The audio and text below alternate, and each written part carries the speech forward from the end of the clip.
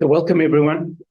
As I always do with these talks, we'll find out just a little bit about GG as a person, your background, and then we're going to unpack his expertise of the township economy, where we drive past and we never look in. And hopefully today will be a window into that world, and we'll delve into it and get your understanding. GG has written 3 books. The first book, I think, is called Third World Child, Born White, and Zulu Bred. And then 𝐿𝐴𝐶𝐼nomics.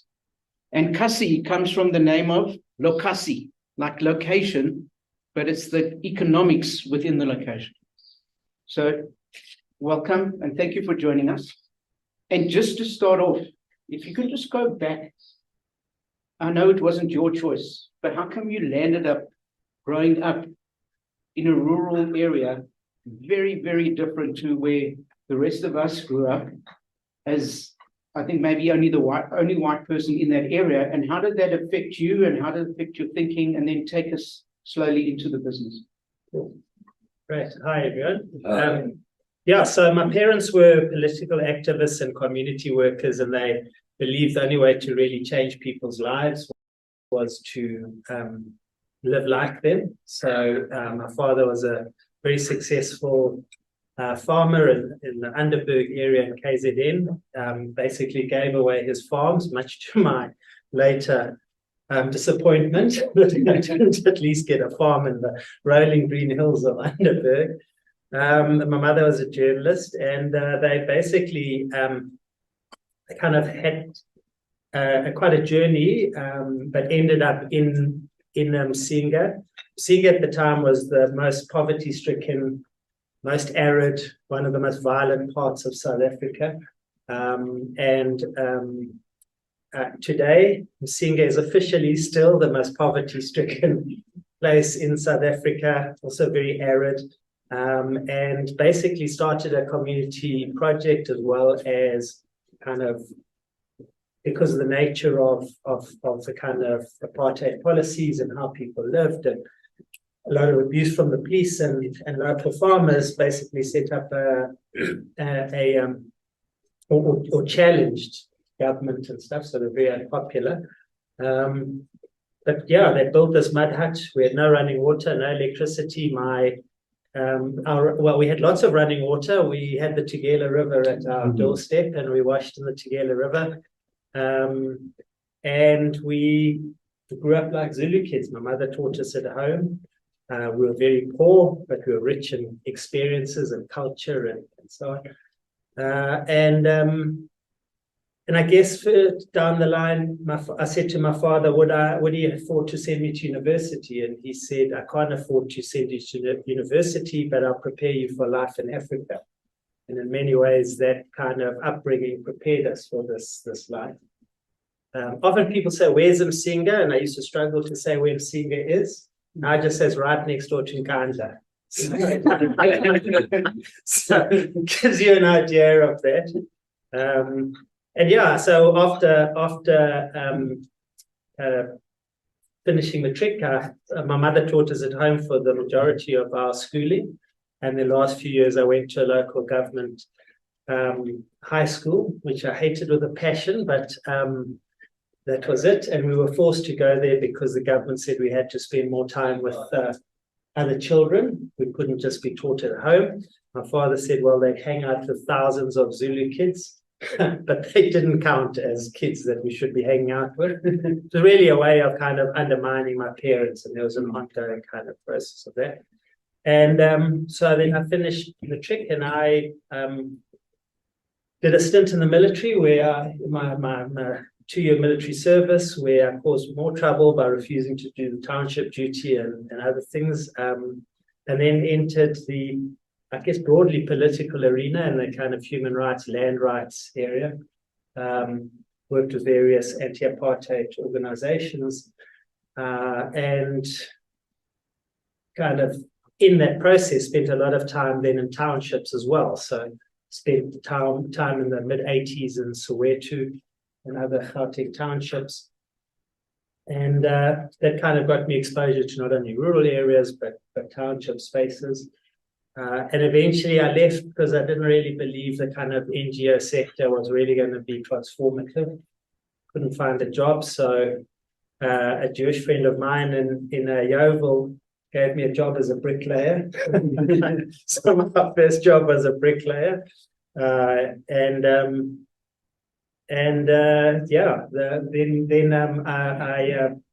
discovered that there was a real opportunity in accessing these spaces that other people couldn't access. And for instance, I was approached to start a telephone business in the townships. And again, it was some friends of a friend of mine in 𝐿𝐴𝐺𝐵𝐿 who had a business in little telephones at the time when the telecom ticket boxes weren't working anymore. It was before cell phones.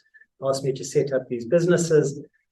And I started setting up telephone businesses in the hostels. In the hostels, this was 1990, 91.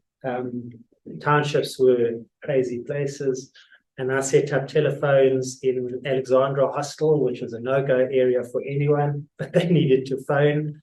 JP Hostel down the road here in Soweto and downtown Joburg and stuff. And that was my kind of first real entrepreneurial business venture. And in it, I realized this real, that there's these invisible economies that people just have no idea of and tend to be seen as kind of poor, unsophisticated, informal, unstructured, and often are incredibly organized, doing very well financially. And that kind of trend has happened to this day. These are spaces that are actually doing incredibly well, very sophisticated, organized in their own way. But we tend to go like, everyone's poor, everyone's unemployed, and it's not true to that space. And so I built a business around accessing that market, a company called 𝐼𝐴𝐺𝐻 Marketing. What's it called, sorry? 𝐼𝐴𝐺𝐻 Marketing. 𝐼𝐴𝐺𝐻 means you and I. And we were the first business focusing on the townships. With two partners, Jabulani and Sandile, and we literally pioneered township marketing and the opportunities in that space. So when you talk about township marketing, it's basically marketing to that audience for bigger companies. So I like the term, and you mentioned it earlier when we spoke about the invisible market that people don't see. So just two things. One, if you can just explain the fact that you grew up in a rural area, how does that make you still confident to go into a township? Because they're different from each other as well. And were you seen as different? That's the first question. And then the second question is, if you can just start unpacking that invisible economy, if you can take that curtain down for us, that'd be fantastic.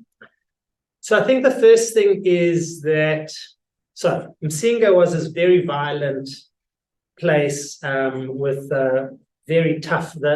All the assassins in the taxi industry come from 𝐼𝐴𝐺𝐻. They call them the 𝐿𝐴𝐺𝐵s. And 𝐼𝐴𝐺𝐻 was famous for this kind of stuff. So we were brought up fairly tough and understood just the kind of patterns and the structure of these societies. It's about finding who are the guys in charge, whether they're tribal leaders or township politicians or ANC cadres, whatever it might be in those spaces. I mean, I'm talking now the late 80s, early 90s. And obviously language is an important thing, being able to speak the language. And so there I was as a white guy with, as you can see, I never had very long, when I was very young, I had long blonde hair, but it went very quickly. And so I was in the township with short cropped hair, looked like a policeman, but I knew how to access who was who in those places. I could speak the language. How many languages? I speak the Nguni languages, Xhosa, Zulu, Swazi fluently, and the Sotho languages, I'm conversational, so Sotho, Tswana, speak to a little bit of an extent. And so, I was able to really understand those spaces, and that's where access comes. I also was lucky enough to have ANC comrades who were my, I was in essence, it was a UDF at the time, but I was very much kind of an ANC supporter. I had all of these ANC buddies who lived in the township, so I could literally go and visit them, and then they connect me with their networks and so on. And I had a curiosity for those places. I loved going there. And a lot of the time it wasn't for work, it was go and have a drink. It should be, or grab some traditional African meal or something like that. So, and I was very lonely in the city, in Joburg. They call Joburg 𝐜𝐴𝐧𝐜𝐿𝐴, which means the place where the walls thunder. And so I lived in Yeovil, but I kind of spent a lot of time in those spaces and still do, because they are vibrant, exciting places. So earlier you mentioned to me that we're saying our economy is not growing, it's stuttering, there's no growth. You said in the townships there's a complete different story. Yeah, so I think the biggest mistake we make is that we are driven by these perceptions of headlines in the media. The unemployment is massive. My argument is real unemployment is closer to 12 to 15%. Yeah, we're led by headlines and we don't really see how big this is. And if it was really true that our economy was in such a bad situation and 1 in 2 people were unemployed and so on, I mean, we wouldn't have the retail turnover, we wouldn't have the social stability and all of these kind of things. So if we look at that economy as just as a starting point, the first thing we make this mistake of is thinking that this economy is rows and rows of hawkers and spaza shops, little hole-in-the-wall spaza shops. But it's a very multi-sectorial nature. Yes, so it is spaza shops. But if you look at that spaza sector, recent research by Nielsen, International Audit Business, shows that the spaza sector across 100,000 outlets turns over 187 billion rand a year. Last year, they turned over 160 billion rand a year. So they have a 25% growth versus the formal sector. Retail is turning over about, is growing at 14%. They measure across 25,000 outlets. They have an audit process, another business trade intelligence that shows the same. I called my book Gastronomic Revolution because I said there's a revolution happening in this space. Their headline was Renaissance in the spaza sector. I still contend it's a revolution if it's growing that fast, turning over that. So some of these, and if we look at that within the spaza sector, the misconception, just hole-in-the-wall spazas. Many of these are beautiful supermarkets, what I call the spazarettes sector. And I said years ago to the retailers, I've done work with the Pick n Pay group and ShopRite and Masscash and everyone. I've said for years that the next big thing is the what I call spazarettes, the supermarket type spazas. And we've seen this amazing shift in the last 6 years to where the vast proportion of people are now purchasing at a spazarette, the supermarket type outlet. ShopRite has just bought Masscash's wholesale business and turned it into ShopRite Cash and Carry. They've recognized they can't compete with the township supermarket, so now rather supply them.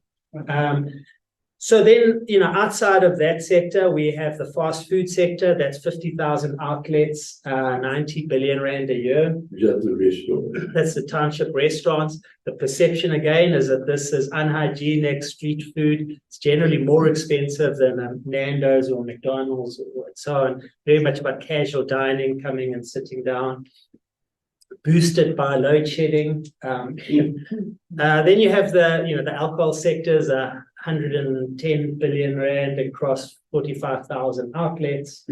I mean, the most imported product, the most stolen product in South Africa's ports, according to the insurance industry, is hair extensions. Wow. So the hair beauty business, lashes, nails, and hair extensions. As you can see, I know a lot about hair. That has grown 64% in imports over the last 4 years. Again, according to the insurance industry.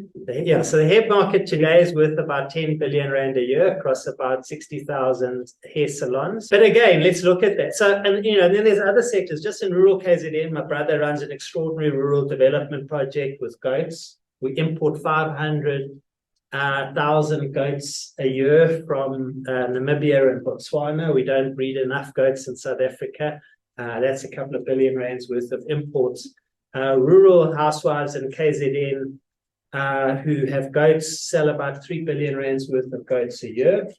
And we just don't measure those incomes. But then if we look at the population dynamic, there's also been a dramatic change. So Stats SA shows, I often show this picture of rows and rows of shacks, and I say, well, what percentage of people live in informal dwellings? And I get 60, 80, 30, 40%. 8% of households today in South Africa live in informal dwellings, according to Census or South African General Household Survey. And so what we see is that the vast proportion of people live in a formal dwelling, huge investment in home building, home extensions and stuff like that. None with any form of formal credit or home loans or anything, money generated in this kind of space. The other factor that's changed dramatically over time is that the average household size today in South Africa is about 3.5 people per household. 25% of our households are one-person households and 18% are two-people households. We have this perception that townships are about rows of informal dwellings, because you fly into 𝐤𝐴𝐧𝐜𝐿 to go to your wine farm and you see shacks, and the kind of anecdotal thing is there must be lots of shacks. It's not true.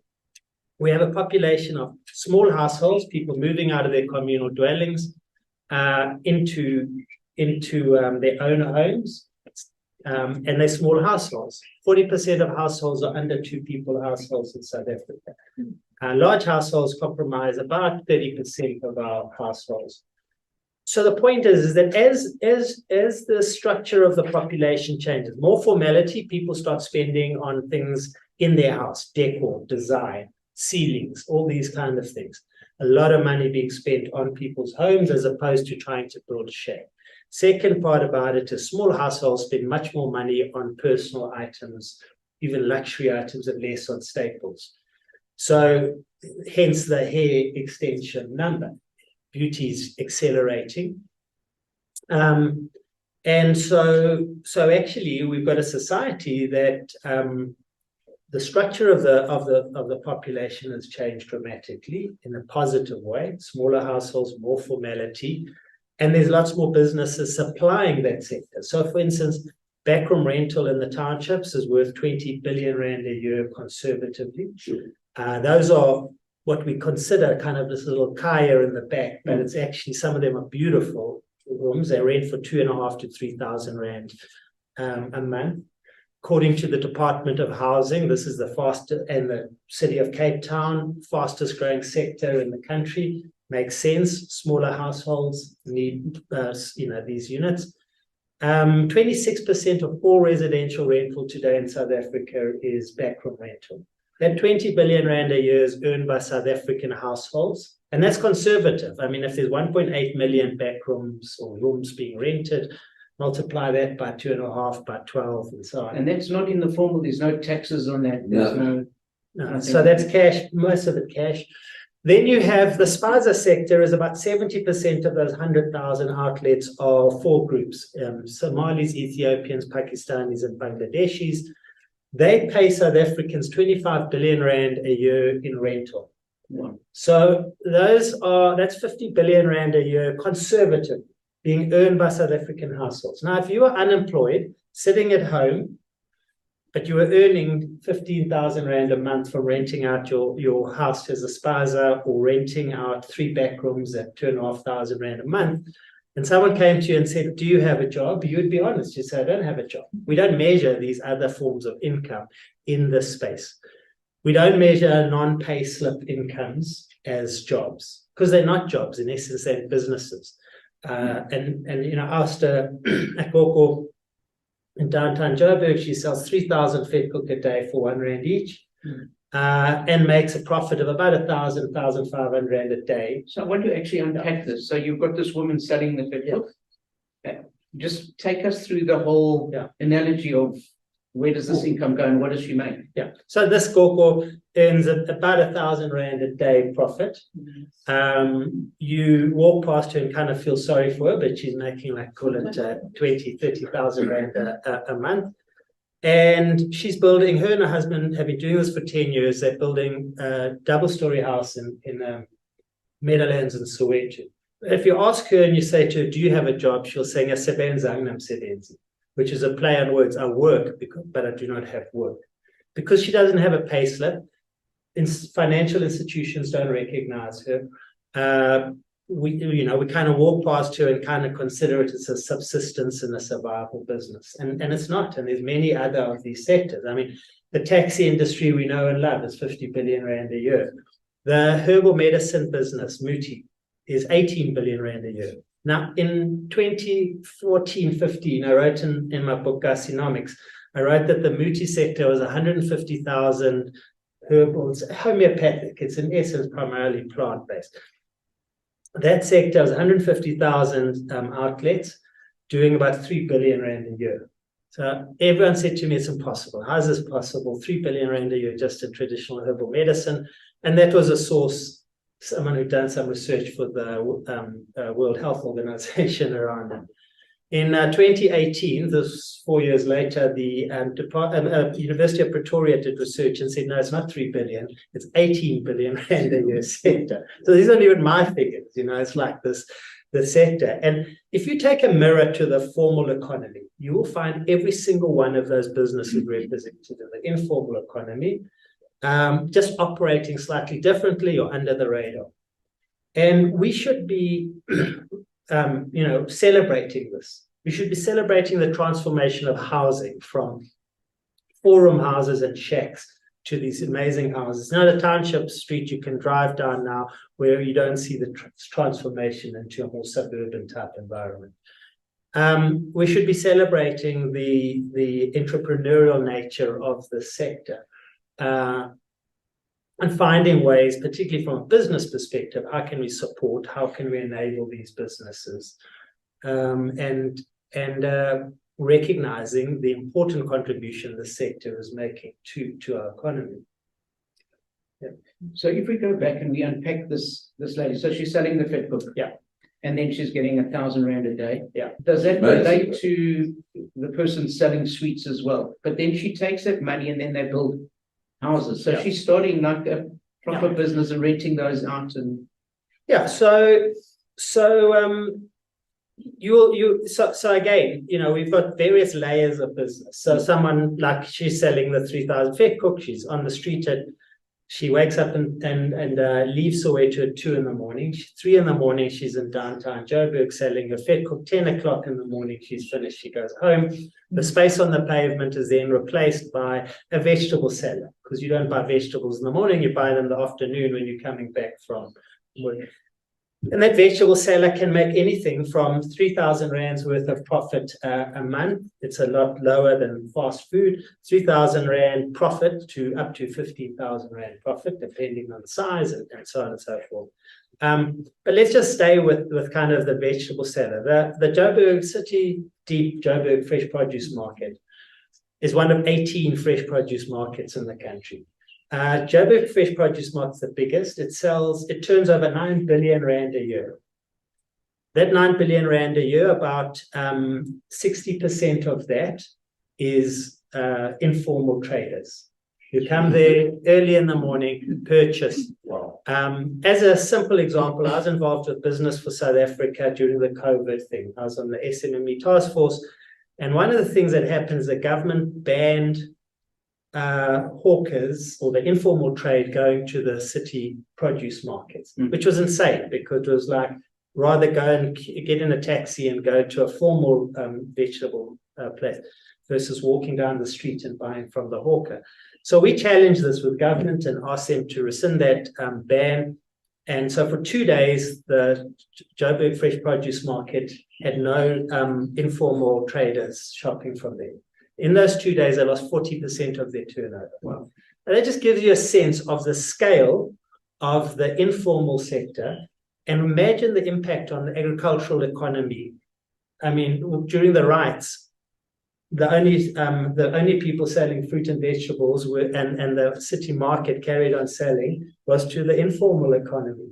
Everyone else closed their doors or had been looted, and these guys carried on. So, as I said, you can take the mirror to the formal sector. You'll see exactly the same. Every one of those sectors is there. I mean, just the auto trade, which is panel beaters and mechanics, is 80,000 auto traders. There are 10 million unfinanced cars on our roads, primarily within townships. 40% of all cars, I believe, and again, these are not on my figures, are unfinanced cars. And these 10 million cars are serviced in the townships. A lot of your Uber cars that you're using are serviced by township mechanics who are highly efficient. They've got a little workshop. It's not just that and they've got a diagnostic electronic equipment, and they're really efficient.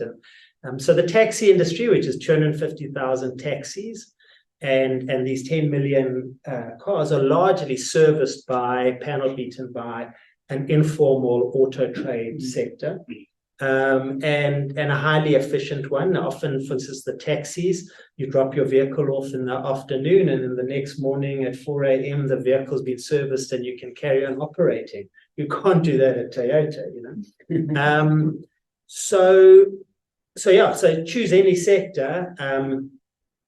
So there's this, so what are those people doing? Those people are, in essence, have been in many years the vetkoek seller for 10 years, a vegetable trader. You'll find most of these people have been trading in those spaces for many years. They're highly efficient businesses. They make a profit. If they weren't making a profit, they wouldn't be there. They don't have a trust fund to sustain their habit. So, and then what are they doing? They're investing that money back into their community. So I'm selling vegetables. I go home. I want some beautiful kitchen cupboards. Interior decoration and stuff in the township homes, just extraordinary, the transformation. So I want cupboards. I find the local guy in 𝐜𝐸𝐧𝐜𝐿 down the road, and he comes and gives me a quote, and then he goes off and does their kitchen cupboards. I want to build a back room to rent. I get the local builder, Lamini. He comes and does it for me. So we find that the money circulates very much within those communities. And so there's a real compounding effect of that. I rent from the person, I buy my fast food from Bali down the street, and so on and so forth. And so you've got these economic ecosystems, in essence, operating, where we tend to kind of think that, well, people will, be in the township and they go out of the township to do shopping. And that has been true in the past, but that's now changed very rapidly. And we're seeing that with things like, taxi trips. Transaction Capital, very successful business, lost a vast proportion of their share. Why? SA Taxi, their taxi financing business, is struggling because lower commuter numbers. Why lower commuter numbers? People are not shopping at a formal retailer. They're walking to the spazarettes. They're walking to the hair salon. So we're finding this localization happening as the informal sectors improved the consumer experience, has improved their offering. People would rather shop closer to home, and we're seeing this in the suburbs, but we're seeing it even more rapidly in the townships. And so, there's these effects we're seeing on things like a Transaction Capital, who should potentially have anticipated this. I wrote about it in 𝐻𝐸𝐺𝐜𝐺𝐿 and 𝐻𝐸𝐺𝐸𝐺 Revolution, that people are going to start shopping closer and closer to homes. Mega malls and public transport will, be impacted. That has come to be. And this is one of the dangers. If we don't recognize these trends and we don't anticipate this kind of thing, there's a real impact on our business sector. And I think we should be looking at that sector more. And part of what I believe in, sitting here in an entrepreneurial environment, is it's about scale-ups. We talk a lot about, we want to create jobs. We want to help businesses start up. We're never going to do that. What we've got to do, we can't create jobs. What we've got to do is we've got to understand that there are a huge number of businesses up there who've been operating for years. How do we take them and scale them up? It's not about startup. And I'm a believer that if people are genuinely unemployed, as in doing nothing, they're unemployable. But if there are people there who are employed in whatever it might be, they're a plumber or whatever, how can we help scale that business? How can we help them build up that business to another level? Or if they're a little entrepreneur, whether they're selling vetkoek, instead of kicking them off the streets, how do we find ways of enabling that business to grow? The Minister of Small Business Development said recently, we need more entrepreneurs in the townships. And it just tells you the vision that they cannot see. And my argument was, and I publicly said this, there are hundreds of thousands of entrepreneurs in the townships. We have to recognize them as entrepreneurs and then say, how do we enable them and support them? But our problem is our vision is Elon Musk is an entrepreneur, not 𝐿𝐴 Delicious, who's selling her vetkoek on the street corner. And actually, she's probably more resilient than Elon. Certainly less controversial. So what do we take as the lessons as small businesses as we are? What can we learn from them, number one? And number two, just to answer your own question, what would you suggest are the ways we can go forward? Yeah. So the starting point is recognizing that these businesses are businesses and are entrepreneurs. And that is primarily from the actual entrepreneur or township business person's vision. Often they cannot believe it. Like I wrote about the Gogos sells the vetkoek. They said, well, why, when I was interviewing them, why do you want to know about us? I said, I love your business, an extraordinary business. And they were like, our business? I was like, yeah. So anyway, I wrote the book and I went there and I walked to downtown Joburg at like 6 a.m. I don't do the 3 a.m. stint, And I went there and they were busy, they were selling, and I arrived and I said, hi. And I said, I've got the book. I wrote the book, and in the book, there's a picture of her selling vetkoek. And I opened it up, and the husband took the book and he just stared, and they stopped trading. Like there were these customers and they stopped and they were like, no, go next door, and they started going through it. And he said, and she said, they said, you wrote about us. You really wrote about us in this book. You said you would, but we didn't believe it. And I just could see there was disbelief that I actually admired their business enough to have written about them. And I mean, the funny aside to that story, and I think that, can you imagine if we said to more of these businesses, and I see this all the time when I say to people, your business is extraordinary. You're doing an amazing job. It's like, really, and we should change that. So, but aside to that story, when I gave them the book, a guy from the vetkoek stand next door walked over and he said, what's this? The guy said, no, the white guy wrote this book about us. And so he looks at it, he says, you've got very strong muti. He says, this white guy walks past all of us here all the time, we see him, but he stopped at your stand and wrote about you. You've got very strong muti. So that's the first thing. We should be celebrating these businesses. We should not be kicking them off the streets, which is what the Joburg Metro does. Yes, let's formalize certain components if that's what we need. Let's ask them to pay rent. In exchange for security of not being kicked off the streets or whatever it might be. So the first is, let's recognize that as a sector, an important sector. The second part about it becomes, how do we enable them through things like, can we finance them? So I'll give you another little example. There's a lady, Debbie Singh, who rents out back rooms in Soweto. I did an interview with her on the Alcock show. And she rents out about, call it 20 rooms, and she makes 148,000 Rand a month. She's also got a job. She receives 148,000 Rand a month into her bank account. And she now has bought another property cash, and she wants to demolish it and build 31 units. She went to her bank and she asked her bank to lend her 1.5 million Rand to finish the job. And she said to them, you can see my salary and this 148,000 Rands going in my bank account. Will you finance me this for the room rent, the room business? It took 2 weeks, and at the end of 2 weeks and lots of paperwork, they declined her financing. So she wanted to test them. She said, okay, I want to finance a 1.3 million Rand Mercedes. And in 20 minutes, they'd approved her finance. Mm. And as she said, one appreciates, one depreciates. We cannot wrap our heads around this kind of business, that it's a real business and that we should be helping to finance them. And it's a tragedy. We have no structural finance where we kind of can help finance these businesses. The other component about it is, how do we bring in hybrid formalization? And the hybrid formalization is that most of these businesses operate informally, but parts of their business survive on the fact that they're informal. For argument's sake, they're on the street where the passers-by walk past. But equally, at the same time, we could formalize it by giving them access to water, electricity. We could digitize them through payments, and so on and so forth.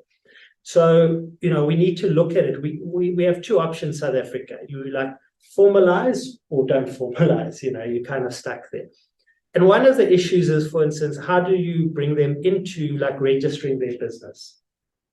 In Rwanda, it takes you 4 days to register a business. South Africa takes 40 days. Wow. And that's assuming you've got a proof of residence. Now, how many people in the townships who are operating a container in front of their property have a utility bill? They're paying pay-as-you-go electricity. We create hoops around these kind of things. How do we enable that outlet in a digital, world, to use digital formats to have a proof of address and so on, and that actually we're bringing them into this economy. So those are the primary ones. I mean, some of them for me are, what are the ways that formal businesses engage with the informal business, not where the informal business supplies the formal business. So, I mean, this is one of the things is kind of the government goes like, okay, what we need is Woolworths needs to get their bread from a township baker. It's never going to work. The power relationships, retail, and it's just never going to work. But I can tell you of a township baker, very, very successful, doing 2,000 loaves of bread, selling them in his community and doing really well. What's his problem? Load shedding is killing his business. And he's been begging people, he's been to the various government entities, will you give me a grant? Will you give me a loan so I can convert to away from electricity to gas or whatever it might be? Anyway, the point is this. I'm working with Supreme Flour, which is part of the RCL group. And we've tied up a database of a couple of thousand township bakeries. I mean, it's extraordinary how many of these township bakeries there are. And they're they're doing cakes and scones and bread and so on and so forth. Lots of these guys. We've tied them into a loyalty program where, in essence, they can earn points from using Supreme Flour, and they can receive that in everything from, mixing stuff to just things like aprons, some simple stuff. But many of the things that they can do is transformative. And what does it do? On the one hand, it helps the bakery business. On the other hand, Supreme Flour benefits from that. That for me is a reciprocal relationship where your customer is benefiting from buying your brand. And that's just one simple example of it. But we have very few of these kind of benefits going both ways. And you'll find people in the township. So I work with the Heineken Group as an example, and the Heineken Group has a program called Taverns of the Future, which is working with loyal taverners, upgrading their facilities, women's toilets, improving security, helping them with kitchens so they can sell food as an incremental business opportunity, and of course growing Heineken's range of brands at the same time. These for me are the kind of mindset we should be looking at, and certainly when I interact with township businesses, they're saying the same, like, how could I get some sort of benefit? I'm happy to be loyal to this business, but how do I get something? But we don't have enough of those kind of things. What about the tax implication? So tax is the first thing is that every one of these businesses pay VAT but don't claim VAT because they're not VAT registered. So there's a 15% benefit to the fiscus from that. The second part is that the assumption is that they don't want to pay VAT, and if they were registered, they wouldn't pay that. They're not registering because of that. It's untrue. Recent work by the International Finance Corporation, part of the World Bank, did work with 2,000 informal businesses around the country, and 3% of the reason that they asked them, why do you use cash? 3% of them said because of tax implications. 97% are not interested. And in many ways, many of those businesses pay other kind of penalties for not being part of the formal system. So the other thing about the income is that what is the impact of this economy on the formal tax-paying economy? Tiger Brands, RCL, Unilever, South African breweries, where would they be? Or people supplying the building sector or whatever, where would they be if if our economy was really as bad as it was and unemployment was 40-odd%? Would they be turning over as much as they do and showing extraordinary results? Would people like Fashini Group in the clothing sector doing really well? The hair extensions, would we be importing 64% more hair extensions every year and having them stolen up? No, we wouldn't. So we have to also see the knock-on effect of this economy drawing from the ShopRite's just shown their most extraordinary results ever. Capitec is booming. These businesses are paying vast amounts of tax. They would not be paying their tax if they didn't have a demand coming from this sector, both from the business sector as well as the consumer sector. And that adds a lot of stability to our society. If we had really had the levels of poverty and stuff that we read about, we would not have the stability we have. What is the cost of stability? And so, I think we're often short-sighted with that. Having said that, we see the informal economy digitizing incredibly rapidly, accepting card payments, for instance, instead of cash, and in fact, encouraging card payments from cash. If you look at the spaza sector 2 years ago, 3 years ago, was doing 0 card payments.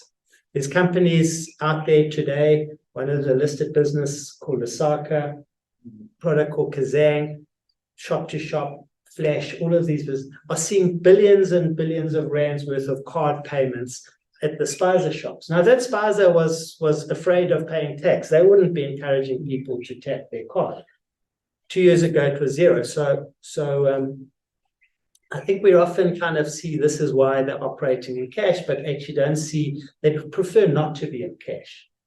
And I'm working, I just launched a product for BankServe across the banking spectrum called PayShap, which is a phone-to-phone payments product, instant settlement into your bank account using your cell phone number as a proxy. PayShap's going to transform the sector in terms of payments for small amounts. It's already doing an amazing job. And when I helped BankServe launch it, a lot of people said to me, people prefer cash. There's no way that they don't prefer cash. They often have no options. Yeah. Your business is around introducing these companies into the township, into this invisible. Yeah. How are you doing, and how do you see the future? And it sounds, what you're telling us is that seems to be the future. That's we're not keeping them going, they're actually keeping us going. Yeah.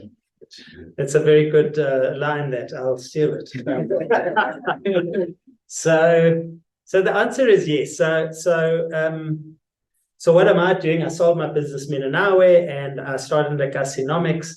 I see myself more as an economic activist. So a lot of the work I do is not paying my rent. But I strongly believe that the transformation of our society doesn't lie in social welfare. It doesn't lie in politics. It lies in the business sector, the informal and formal business sectors. And that as much as possible, how can we stimulate that? So I'm really just trying to wave this flag and say, hey, I wrote in my book this concept of excavating silence. In oral societies, these are silent societies because not written down. So how do you then excavate that silence, and how do you bring it onto the fore? And I've been fairly successful, I think, in terms of bringing that agenda to the fore, in terms of, hey, there is this informal economy or township or rural economies, they're booming, let's look at them differently. And even government, 𝐤𝐴𝐺𝐻 government's now launched a township development, economic development bill. I don't believe government can really change it, but they can certainly make bylaws adapt to this. So that's a kind of one hand, is really about how do you raise awareness of this. The future of our economy relies on it. It's the right thing to do, to bring these businesses to the fore and find ways of making them more sustainable and profitable and grow. On the other hand, I pay my rent through, advising businesses in the sector on how they should operate. My primary space is in marketing, I guess, and distribution. And so, so I work with a number of companies, and it's remarkable how many people are starting to recognize that there are opportunities in this space, not only just the retailers, across the spectrum. Fantastic, great, thank you. So we're going to open it up to questions. I see that Tiger Brands announced recently that they're going to market more directly to the informal sector. Yeah. Took them a while. Do these businesses really want to formalize? Because they'll lose the benefit of not paying tax and not paying VAT. Do they really want to formalize? So I would say almost every single one of the businesses out there want to formalize in some way or another, and that tax is the last thing on their minds. The benefits of formalizing are far higher than the negative of paying tax. And I'll give you an example. In that Tiger Brand story, they spoke about midi wholesalers. Now, midi wholesalers is a concept, as a term I've developed for informal township wholesalers, primarily foreign-owned.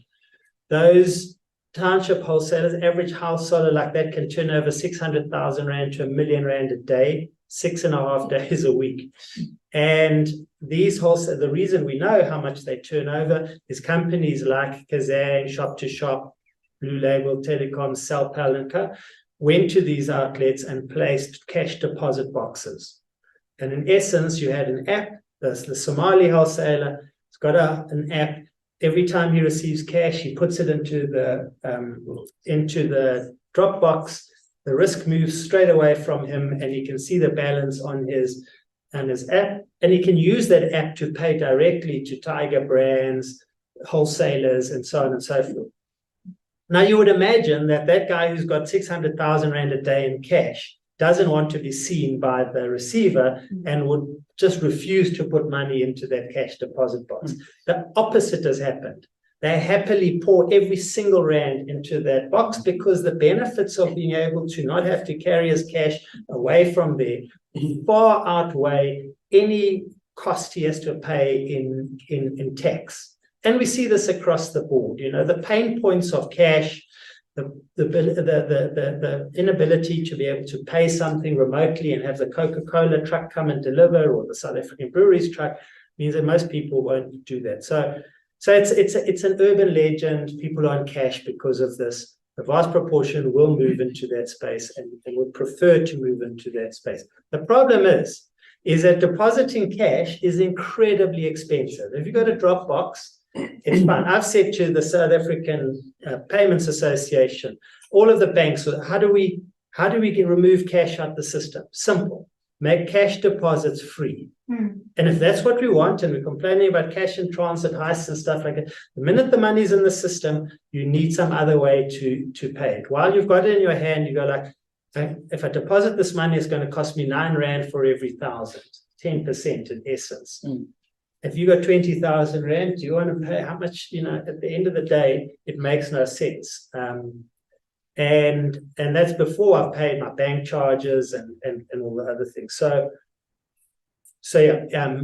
People will move out, and I believe we will see cash go from about 85% of our economy in the next few years, with products like these card acceptance devices proliferating, products like the Pay Shop that I launched. move to probably 60% in the next 3-4 years, and probably continue a downward spiral from there. Sorry, there were Your question. Sorry, we were talking a bit earlier about scaling businesses. You didn't really elaborate a bit on that. Maybe if you could just elaborate a bit on that. So I mean, if you look internationally, there's been this concept of startups, and it's like got all this trend. And more recently, the growing thing is really saying startups, 1 in 10 survive. And I've started multiple businesses. It's not for sissies starting a business. So the new concept is around scale-ups. It's about how do you take a business that's turning over, call it 10,000 rand a month, and make it tomorrow 15, 20, and so on and so forth. Because at the end of the day, it's very difficult to incrementally grow a business. You can't go from turning over 10,000 to 10,500 to 11,000 because your overheads and stuff don't match it. You have to employ another staff member. They cost more than you. So your thing in a business is you got to go from the 10 to 15 to 20,000. Now, if we can help those businesses do that, and there's a number of ways. One of the first ones is giving them security of tenure. If that Gogo on the street who's selling vetkoeks, when I say to her, why do you use an old door and cardboard kind of wind protector around your cooking stuff? She said, I would never get new stuff because the Metro police come and confiscate it. What if I said, okay, well, I'm not going to confiscate it. I'm going to give you permission. I drove my wife crazy. I went to New York for the first time, 2019. And in Times Square, there's all these hot dog stands, and they've all got permission to operate from there, and they pay rent from that. And the factor of it is that they've made the vetkoek seller in New York a feature of the city and structured it so that they could. So they're informal traders on a street. They made them part of the city, not only as a tourist feature, but also an economic kind of thing. So why can't we do the same? There was a recent story about a guy selling sandwiches outside Standard Bank in Rosebank, was making 20,000 rand a month and supporting his daughter. And the Metro police came and confiscated his stuff and kicked him off the street. Now, I mean, that's insane. In a country, if we have 40%, 37% unemployment, really. So if that trader knew that I have permission to trade from here, and you can do it through a simple device, which is called a PTO in the rural areas and tribal areas, is a PTO has a permission to occupy. It's like sectional title. You have rights to operate from this space and you pay for it either through a 99-year lease or you pay a monthly thing, and that gives you the rights to operate from here. What the government does is they go and build a little facility 5 kilometers from where all the commuter traffic is. If you said to the hot dog stands in New York, why don't you stop trading here? We've built you a fancy place 5 k's away. They're going to be looking crazy. There's no people walking past. I need the person to be in arm's reach from it. So we need to understand what makes that work, and then say, we can give you security of tenure. You may operate from here. Within certain constraints, absolutely. We can help you access finance by giving you a card acceptance device. So you can so we have a track record of your business. We don't need an audited statement. We need a track record of your business. And if you accept a card, so I think there's a number of things. We don't look at how do we, help that business become more profitable, more sustainable, more secure. And Rafilwe, a guy in Soweto I mentioned, who's got the bakery, he can't get a single bank to finance his bakery, despite the fact that he's been going for 6-7 years. He does 2,000 loaves of bread a year. He can, a day. He can show you. He buys a pallet of Supreme flour every single week. And he can show this track record of what he's purchased. A bank doesn't go and say, geez, well, you must be doing some sort of turnover. You're buying a pallet a week. It's not like you're pouring it down the drain. So we look at input costs. Can we look at input costs or other sources of income in terms of understanding how that, is there a digital trail of these things? So to follow on that, if there be outside of the corporates, like you mentioned, the number of corporates like 𝐿𝐴𝐻, etc., that are obviously entrenched in the market, are there a lot of entrepreneurs that have taken positions with entrepreneurs in the townships to actually provide bridging finance, like that woman who needed £1 million, whatever it was, to build extra units. Yeah. Is there access? Is that sort of it's there. It's not particular. I mean, there's a growing number of people in the backroom rental sector. One is Tough, TUHF. Another one. There's a whole bunch. I forget the other one, but something supplying finance into that. There's a bunch of businesses doing stuff in the spaza sector, but quite honestly, it's just touching the surface. Surely that's got to be a big opportunity. Oh, it is. I mean, GG, can I just pull something in about an AUT project? Yeah. A number of years ago, one of the Max Steel approached us. They have a number of small businesses, metal from them. Yeah.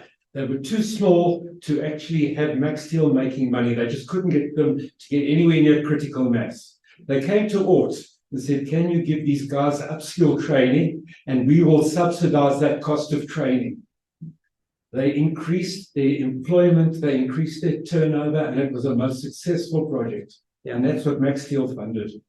and that's the model that I think needs to happen across more sectors, but at scale again, so yes, there's people going into the space and doing very well. I mentioned the one company, 𝐿𝐴𝐴𝐻𝐿𝐴. 𝐿𝐴𝐴𝐻𝐿𝐴 is a listed business, and they're in the spaza and tavern digital payments space. 𝐖𝐡𝐚𝐭, another one similar to 𝐲𝐞𝐿. 𝐖𝐡𝐚𝐭 now keeps a track record of your payments, and I think they lend up to 40 million rand a month, or at any given stage, might be more, to the people based on their track record, and then they deduct it from card payments. To very clever. So there's a number of people in there, but I mean, you know what? These things don't shape our economy enough. They're not going to make a difference until it becomes a really big thing. At which stage are we doing this at scale? Because, say like Alcock is maybe helping, 200 businesses. 𝐜𝐨𝐧𝐜𝐥 at 40,000 outlets and thumb sucking. So Tough is probably supporting, 2,000 at a push backroom rental dwellers with financing. And we're talking now 18 million households. We're talking conservatively 750 billion rands worth of turnover by informal businesses. I mean, that's a 750 billion rand across probably 2 million informal businesses. Yeah. So we're not touching the thing, and until we really have a proper focus on those 2 million businesses, a couple of tens of thousands aren't going to make that difference, and we need to almost have that shift in saying this is what we're going to do. In terms of your comments in regard to the actual people in townships not wanting to get in the taxi and go to the formal sector, are there opportunities, because I see that has been developed, for regional shopping centres on the outskirts of the townships? And there seems to be a move to black entrepreneurs who are getting finance to put together those shopping centres. Yeah. And if they have those type of formal brands, they still appear to attract those kind of customers. The other question is, what are your views on the acceptance within the township of franchises, a chicken franchise or something other franchise, even kind of in a container? Or do they prefer not to have whatever brand is formal and rather sell under the guise of, as you say, their relationships or posse traffic? So when it comes to the shopping centres, there's a very high penetration of shopping centres in the townships, and I've worked with a lot of developers in that kind of space. Right. So the problem is that the movement is away from these mega malls and much more about neighborhood malls, what I call strip malls, and the industry calls convenience centers. Right. Because of this thing of people want to walk a walking distance or a local taxi ride, they're not taking a ride away. We also see that malls are typified by 2 to 3 to 4 hour queues. people queue at an ATM, queue at the shop. I mean, it is disgusting the way we treat people in those township shopping centers. They stand in queues, and I've done work for every one of the formal retailers and banks, and they agree. And I'm like, guys, you cannot treat your customers like this, where they've got to stand in queues at a ShopRite or what. But that's the nature of it. And that's meant that consumer experience means that it's easier for me to just go to the local spot, either formal or informal. So there's a real opportunity in getting retail penetration in more kind of what I call high streets, in the main township streets that crisscross the township in this convenience center format. The second part of it is that the average shopping center, you go into the shopping center, and outside the shopping center, there are thousands of traders on the periphery. We never create a facility for a hair salon, an independent township hair salon, to have the hair salon in the center, or a fast food outlet that's selling chicken dust, which is the township thing, to be in there. And I can give you specific examples of that. We never build our shopping centers to be inclusive of the communities around them. And just shifting that, I mean, and I was with a shopping center the other day, a group of shopping centers, a listed entity. I was like, guys, this is going to kill your businesses. Why are you not creating a fruit and veg market inside the shopping center? Because you have this absurd notion that because we've got fruit and veg city inside the shopping center, we can't allow the hawker who's going to compete. Well, the hawker's competing anyway. They're just sitting on the boundary, and they're selling vegetables more expensive than fruit and veg city, but are fresher. And so the consumer says, no, I won't buy them now, I'll buy them as I walk out of here. But surely we should be incorporating those into our business models. Apart from anything, it would be lucrative. And I'm not saying give them a free stand, charge them rent.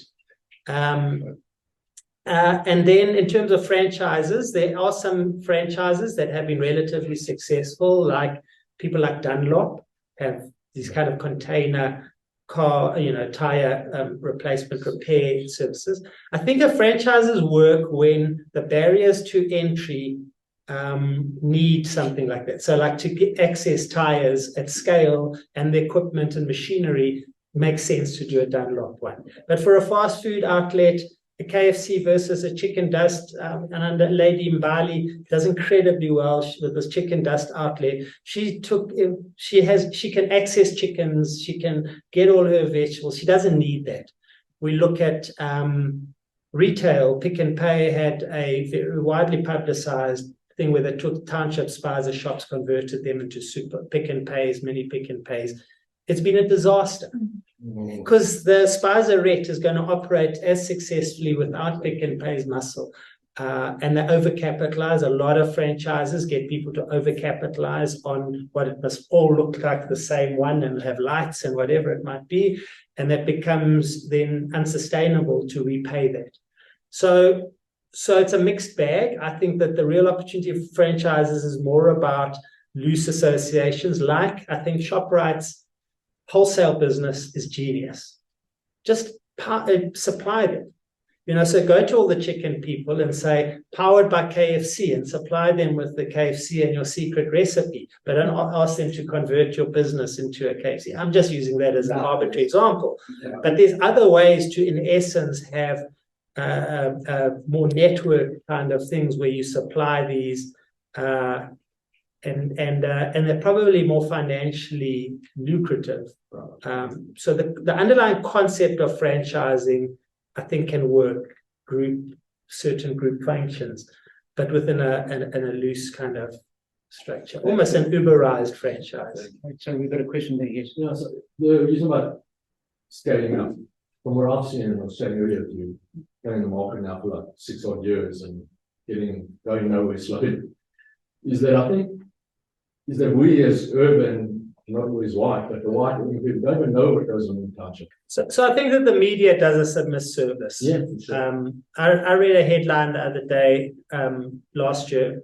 My wife goes crazy. She says, "You stop reading the media." It's like they had a headline: cash-strapped consumers turn to alcohol and clothing. Yeah, that's true. And the headline was about the fact that ShopRite and Pick n Pay's liquor and clothing divisions were growing at 12 and 17% effectively. And they wrote it in a way which said, despite the fact that no one's got any money, they're going to buy Johnny Walker Black and Nikes. I mean, it's absurd. The story should have been, how is it possible that people are able to afford alcohol and clothing at such scale? Clearly, there's more money out there. Shouldn't we be finding out more? But we perpetuate a negative thing which says that people have no money, people are poor. At very best, 11%, according to Stats SA, 11% of households live on the breadline. That tells you that 90% do not live on the breadline, and we have a very strong lower middle and higher middle classes who are actually doing very well, thank you very much. And what we do is we extrapolate this negative story to assume as representative of the population. And we're doing a disservice where townships are like suburbs today. I don't care where you go, in 𝐿𝐴𝐺𝐿 in a few months ago in June with the ShopRite Financial Services team of 20 people. We went around 𝐿𝐴𝐺𝐿. Once we passed the first row of shacks, we were in suburbs. And the guys were like, are you sure this is 𝐿𝐴𝐺𝐿? We thought 𝐿𝐴𝐺𝐿 is just shacks and shacks and shacks. You know, at best, 10% of 𝐿𝐴𝐺𝐿 is shacks and declining. It was 20% 10 years ago. Now it's 10%. And any township you can go to, but we have this thing as townships are these places. But townships are just like any city. Hillbrow, I don't want to go to Hillbrow, but I'm happy in Houghton and Bryanston. Soweto, Pimville is better than Zola, and so on and so forth. I know this. It changes my dynamic. I took out some, as mentioned, I worked with the �𝐿𝐴𝐺𝐿 Group. They've taken over Distel, and Distel has a very big wine portfolio. And I've been doing work with them. And we went to Soweto with a British guy and some of the Stellenbosch-based marketing people. And we drove around. Mokgodu Monday is big in the townships. It's a really big celebration and African food and stuff. We drive around to these places. And one of them was a little hole-in-the-wall bottle store like this. And he had 𝐴𝐺𝐿, Cadet, Rupert and Rothschild, Optima, and Niederberg Baron. And so Niederberg Baron is like the cheap one. He kind of almost hid it. And they were like, and then they were like, okay, well, and this guy turned over R1 million a month from this little hole-in-the-wall bottle store. Then we went down the road and we were just driving. And the guy said to me, this can't be normal. I was like, okay, cool. The next time we just pass a randomly seen bottle store, we screeched to a stop, this funny little place, and I thought, just there's no way. He's probably got 4th Street boxes of pink rosé, sweet wine. And we arrived there and we popped through, and there's just 𝐴𝐺𝐿 Cadet. He says, you know, 𝐴𝐺𝐿 Cadet is getting really popular these days. And then,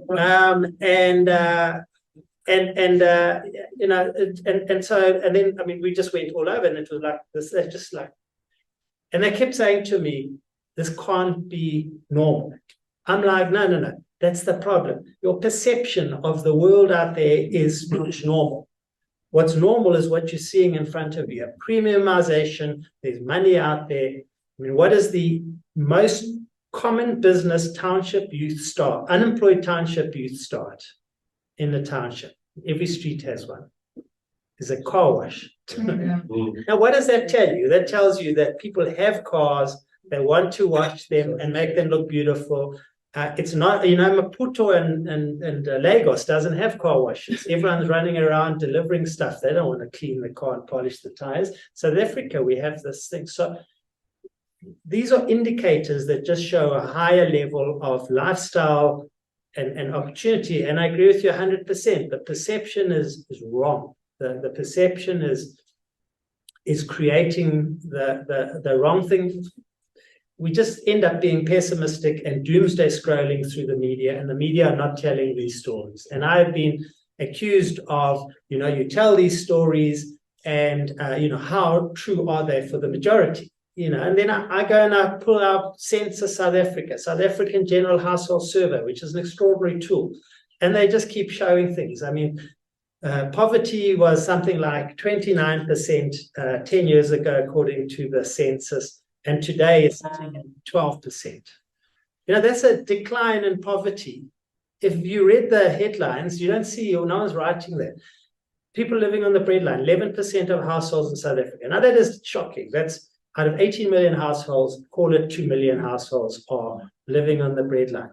That is shocking. We should do something about it. 8% of households are living in informal dwelling. Unacceptable. But it's not 90%. It's not, it's at best. Then 9%. The best, the poorest people and the most informal people are no more than 12% of our households and of our population. And we are entrapped in just looking at this image and not talking about and celebrating the extraordinary business people, the extraordinary inhabitants of these spaces, who are just carrying on with their lives and putting beautiful houses together and buying vetkooks and so on and so forth. Why are we trapped in the 10 and the 12%, particularly as business people? If you are an NGO dedicated to helping the poorest and the most dispossessed, that's your market. If you're not, just raise your eyesight a little bit. There's a very different thing out there. I think in London is now, 𝐴𝐶𝐚𝐭 that a 5-star hotel. There's a place called 𝐴𝐧𝐬𝐧𝐜𝐿, sorry. in 𝐜𝐨𝐽𝐻. It's a double story.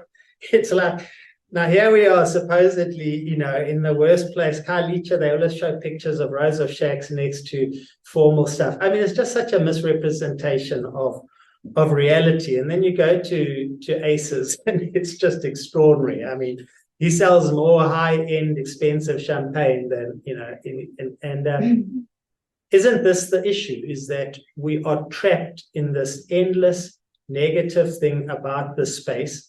And in essence, we're insulting the people who are getting out every day, selling their vetkoek or their chicken dust, building their houses, extending and doing well. And we should be celebrating this amazing entrepreneur and middle-class sector and finding ways to help them accelerate out of this space. What about the villages?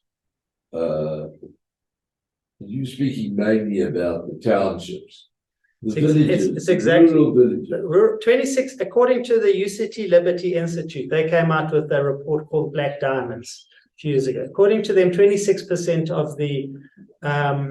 of the black middle classes in South Africa, those are households that earn more than 40,000 Rand a month. A quarter of them live in rural areas. The transformation of rural areas is quite extraordinary. I mean, the houses you find if you go to Thohoyandou or if you do �𝐭𝐫𝐚𝐢 outside Polokwane, the rural economy is absolutely booming. Rural towns that have populations around them, I'm not saying Ermelo, but I'm saying Burgersfort, Bushbuckridge, Mthatha, you cannot believe the business that is happening in those places. So what I'm describing is exactly the same in the rural environment. So yeah, the question. I'm just listening to you talking to the companies that you're partnering with, and it feels like there's a hesitation to reimagine a future. What is their what is in your perception their hesitation? So the biggest problem is this, is people say, where's the data? We data rich and insights poor. And they say, what is the business case? We need to tell our shareholders or our directors or our execs, here is the business case that illustrates we're going to do this and we're going to earn so much. And my argument is, if you looked at Uber, there's on LinkedIn, there was a wonderful PowerPoint presentation, which was Uber's original business plan.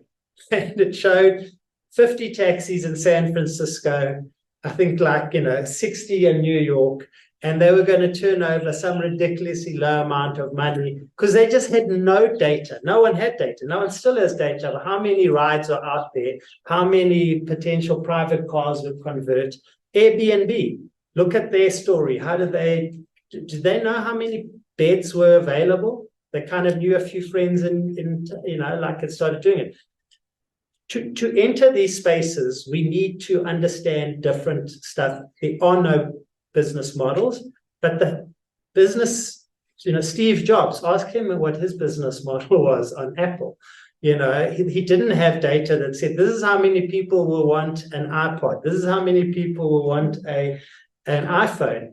He understood things and built the opportunity around it. Businesses no one was fired for designing the Corolla. There's Elon Musk converting the world. we need to go beyond. And if you look at the businesses that have gone beyond, ShopRite, Capitec, some of the businesses I mentioned, like, the Lasaka Group and people like that, they're reaping the benefits of going into those spaces.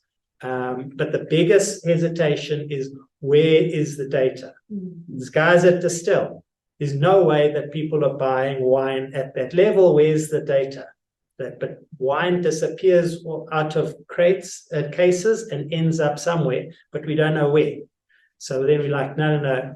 And this is the big issue, is that when looking at this market, we cannot only rely on data. Yes, let's find the data sources.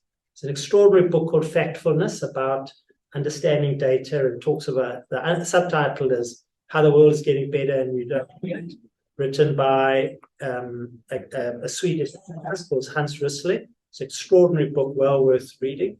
And he talks to this fact about finding data and understanding what the data is telling you.